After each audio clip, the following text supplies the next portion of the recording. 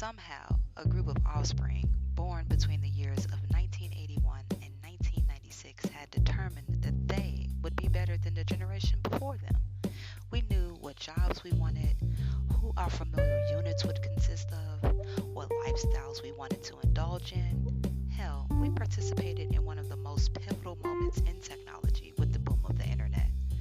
Some of us went off to live the very lives we had envisioned for ourselves from adolescent years. And some of us are me. Join me, your homegirl Shamir, and my curated group of coveted friends and guests as we discuss our millennial mishaps in hopes to gain insight, spark or re-spark motivation, and hopefully drop some jewels for the next generation. This is Millennial Misfits. Hey, my friends. Hey, everybody. Hey, my misfits, my fellow misfits. Welcome back into another episode of Millennial Misfits. It is your, I almost pulled the Joe button. It is your humble, gracious host, Shamir, and I am out on the trail getting my workout in. And I know a lot of you guys are used to, accustomed to, acclimated to enjoy professional productions. However, today, this is what we're on. I'm being productive, so you should be happy, number one. And number two, I'm a misfit, so we dare to be different. I just wanted to, just kind of speak on what happened today, at least to start this episode off, because I'm not sure what this episode was going to be about. So in conjunction with all of the self-exploration, reprogramming, updating that I have been doing, I've been trying to pinpoint areas of opportunity, which I honestly feel like it's a weakness for all of us. When they say, what is your weakness at a job interview? Identifying those weaknesses is a weakness itself, especially when you are trying to be more mindful and more cognizant and conscious of your interactions with people, because that's ultimately what determines how you're able to maneuver in life. So I realized that I probably don't react the way that I think I do in certain situations, in situations of adversity, and I can come across very combative, overly defensive, and that is not conducive of any productivity from any party. So I'm going to try not to be long-winded like I normally am, so just try to follow along. I picked up a new client. I guess I'll call it a client, but it still straddles that client contract versus gig work type ordeal, but it was home-based. So new client, still all in the realm of independent contractor work. They give you parameters. You sign what's called an SOW, statement of work. There's a master services agreement. So there's a lot of documentation because you ultimately are a business. And that's how I present myself. And that's how I represent myself throughout the entire process, is that I am a business. You are a business. We are mutually partnering to provide services for a client. But I don't work for you. I don't work for them. I work for myself. So I'm responsible for a lot of things. Granted, the client, they are going to have certain parameters and expectations that you have to meet, but for the most part, I have to pay my taxes. I have to ensure that I'm appropriately managing my business. Especially a person like me, not only am I an independent contractor, but I have established my own business. I am LLC, so there are certain legalities that I have to follow, and then I'm managing multiple clients, yada yada yada. Anyway, so I have multiple clients. They provided me with an opportunity. I hopped on it, reviewing the parameters of the opportunity. I made sure that I was going to be able to commit to it. To give you those details, there is a 14-day training period. The 14-day training period was from 10 to 7 Eastern Standard Time. First of all, that's all day. And that's a lot of time to invest into an opportunity, because then I should mention it's an investment. You're technically not paid for the training period. You actually have to pay. It's called a licensing fee. You actually have to pay to work for them. It's like you franchising a McDonald's. You pay McDonald's to use the McDonald's name, essentially, but you are McDonald's, your own little corporation, yada yada yada. So you have to pay the licensing or the franchising fee. So it's a $60 franchising fee, licensing fee to start, and then there's $40 per month just to, for back office support, back office, whatever. You pay to make sure that the marketplace from which you are provided opportunities is, sufficient at all times. So you're paying all these fees, you're giving these parameters, you would make the adjustments necessary because you are a business. You come to class and then they tell you something entirely different. So, and I have the screenshots, the receipts to prove it, because nowadays everyone loves receipts. They said 14 days. That's 14 business days, which actually equates to 3 weeks almost. So I need y'all to just follow along with me. You're 10 to 7, Monday through Friday. You're not getting paid for this. This is an investment. You're actually paying them to be able to sit in their class for 3 weeks. All right, cool. I've decided that, you know what? I am trying to bring this back to the home. I want to focus on my real estate career, but still have a little money coming in, because then I should mention it's a little money. They presented $17 an hour. You have to pay a fee, $1 fee for something, another dollar for something else. So it brings it down to 15. If you are an independent contractor, you're self-employed, you pay both sides of the taxes. So if you don't have EIC, you're paying taxes. So you have to set aside a third of your income. I digress. I got into the class. So in addition to the 14 days of training, which 14 days from the date it started would be that Thursday, they said it ended on Friday. So we already have a discrepancy. Then they proceeded to tell me that you have to do another 7 days in what's called a nesting period, but they did not indicate that you would not be able to select your schedule thereafter. One of the perks of being self-employed, you get to pick your schedule, right? No, they told me you have to adhere to the 10 to 7 after the initial 3 weeks of non-paid training. Get through 7 days, 7 calendar days. So that's pretty much another 2 weeks, week and a half, whatever you want to boil it down to. It's 2 goddamn weeks. I won't see a payment until mid-August, and that's if I complete the training. Then they have a bonus that's broken down into separate pieces. So you get bonus if you finish training. You get a bonus if you finish nesting. But it's still, it only comes down to like minimum wage because it's a bonus. So it doesn't even have to be that. So I'm literally just sitting here when I could be going somewhere else making twice this amount. But I have to go out, I have to go interact with people face to face. I don't want to do that. So I was willing to invest my time. They tell me all this information. I try to address it head on. I popped off a little letter, sent a little email. I said, hey, would you guys be willing to review, make some adjustments on a case-by-case basis? I feel like this is a good opportunity for me to be able to supplement. This is a supplementary position for me. This doesn't pay my bills, and then it's not going to pay my bills. So supplementary, but a good opportunity to supplement. So let's work together. Let's arrive at a mutually beneficial solution so we can figure this out. There are a couple of days coming up in the nesting period. I may be able to take care of the training, but nesting, beginning of August, no ma'am. I already have other clients that I am contractually obligated to, and I'm not going to be able to do that. And if you would have told me that at the beginning, I wouldn't have even invested and wasted either one of our time. I sent the email. She emailed back, said, maybe we'll be able to work with a day or two, but that's it. You have to complete the entire nest. And all right, cool. I showed up this morning, even though I literally at 9:58, I'm like, I don't know if I'm going to do this, but I showed up this morning. Obviously, that's an indication that I'm moving forward with the investment of my time, my money, and my services. So we're going to proceed. I don't know if I'm able to adjust those times or not, so let's just move on the way it is. Actually popped off a message. We were assigned trainers. I'm going to talk to at some point in time in class today in regards to the situation. We can discuss it, but honestly, right now, it is what it is. And I say there were 3 women. And then I don't like to get big-headed, but this always seems to be an issue with me. So when I displayed that I'm not sheep, first of all, you got people in here thinking that this is a job. This is not a job. You're investing time. You're investing money. You are a business.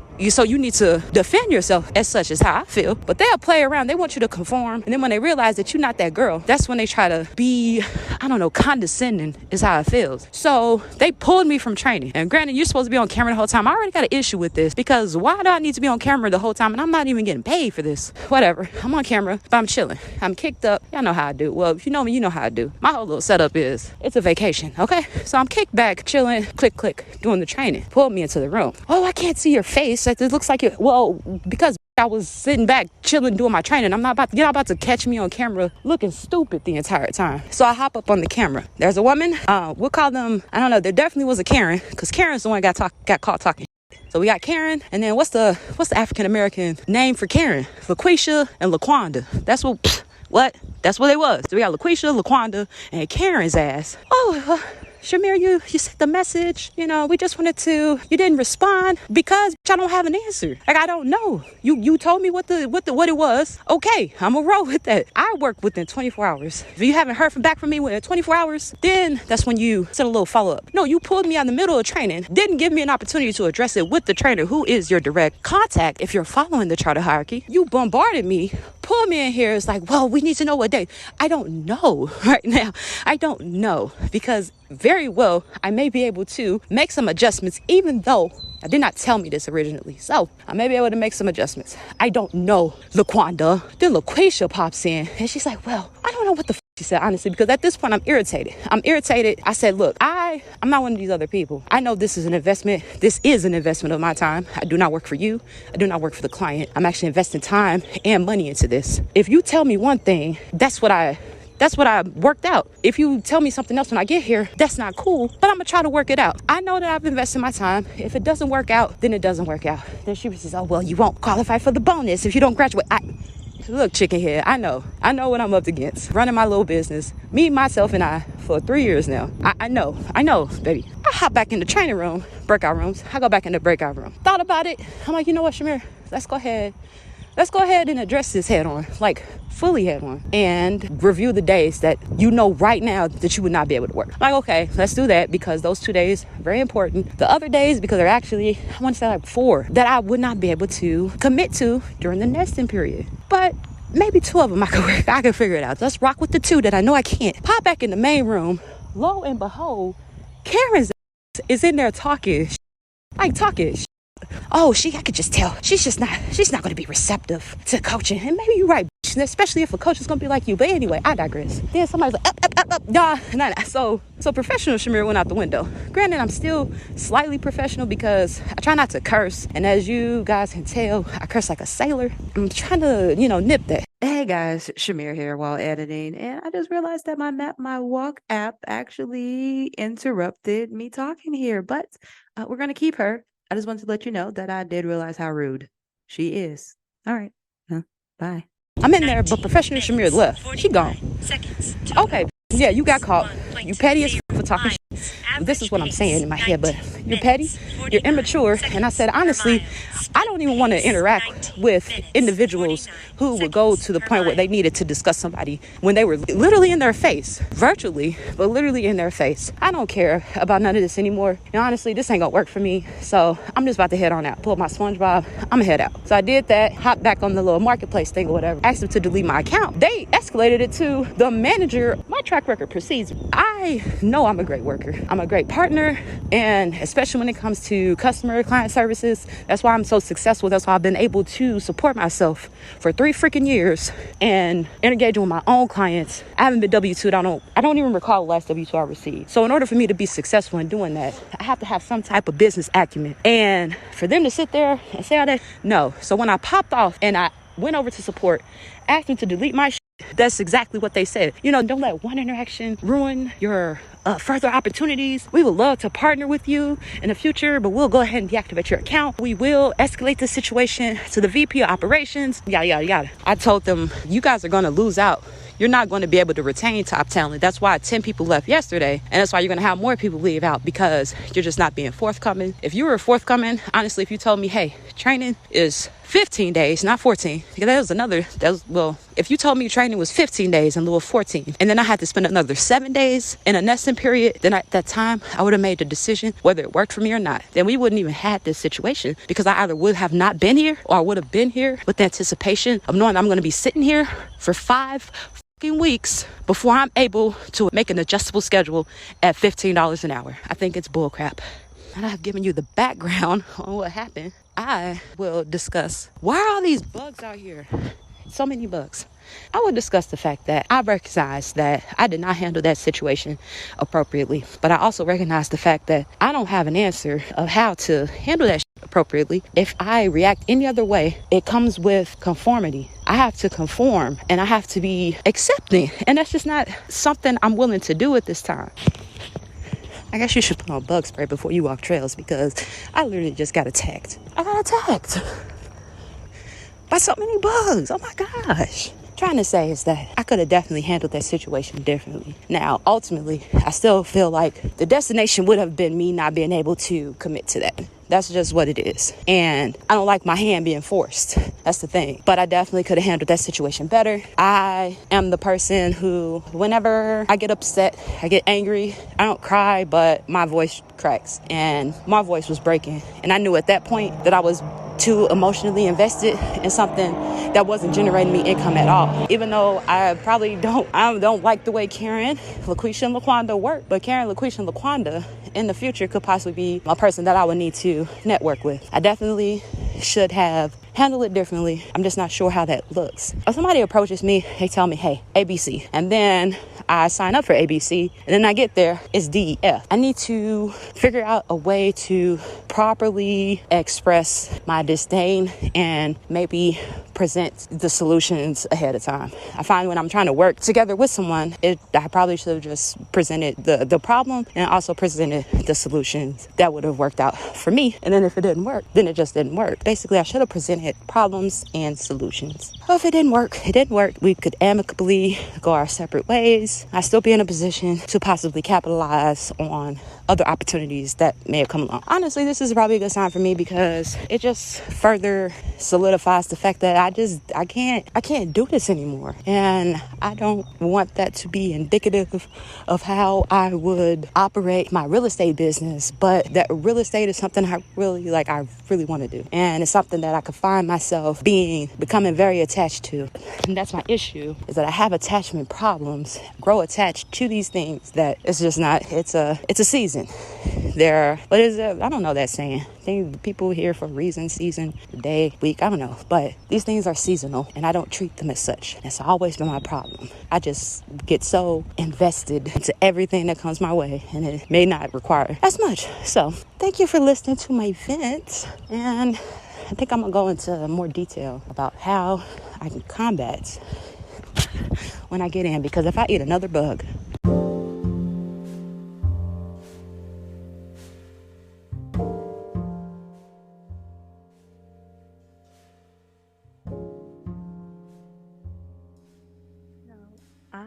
I need to apologize to that woman or them. I'm not sure, but I called her the B word a couple of times, and that is something I am definitely actively trying to curb, and I sincerely apologize. I really, oh my goodness, in a friendly conversation, I totally get it. I call my sisters that, so I definitely get it. But to go to that it grinds my gears when that's an opponent of the moment's first go-to to insult you. Ooh, bar. Furthermore, I don't know this lady.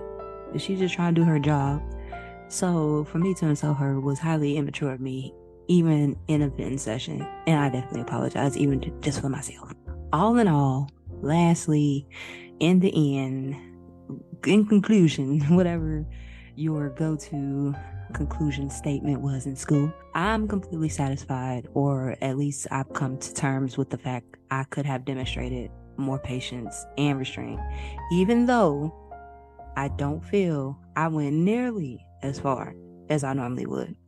So that's a step. But we still got work to do. I do not want to become an older, mature woman who's stuck in her ways, or a know-it-all, or difficult to work with, yada, yada, yada. I do not want to be one of those women. Furthermore, I am not going to act like I don't come from very, very humble beginnings. And hell, middles. My financial situation was very much a roller coaster. One minute I'd be making a substantial amount. The next long minute, I'm not. One minute I'm housed. The next minute, we'll save those stories for later. Yes, I said stories. If you are someone who knows me well, one thing you know, I always keep or can get a job. And I do it all. I literally cleaned one of the high schools I attended for $8.25 an hour. I worked fast food.